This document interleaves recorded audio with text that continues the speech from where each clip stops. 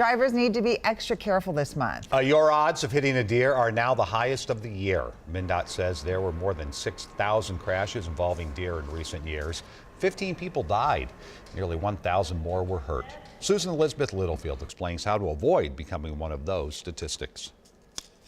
They see the lights and they freeze, and then boom.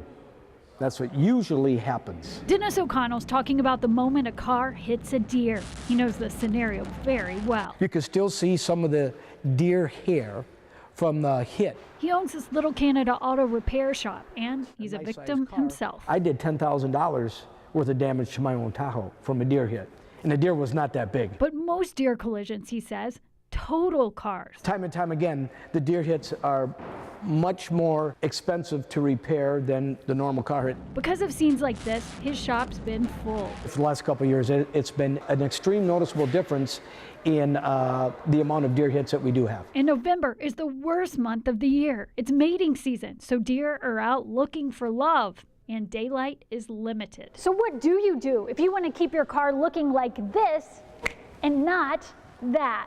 State safety officials say keep your eyes scanning for deer as you drive in the morning and evening. And if you encounter one, don't swerve. If you swerve, you may very well swerve into oncoming traffic. And very likely the damage caused to you and your vehicle, as well as the other vehicle, is going to be much worse than if you just went ahead and hit the deer. I know it sounds and seems cruel, but that's the right thing to do. Because this is bad, whether it's serious or just expensive. This vehicle is a total loss. A lot of people hearing those words. MnDOT also says they're also seeing deer collisions with motorcycles. There have been 5 deaths reported in Minnesota this year. If you're wondering if Minnesota has it worse than other states, a new report by State Farm Insurance says that Minnesota is 7th out of 50 states for deer crashes.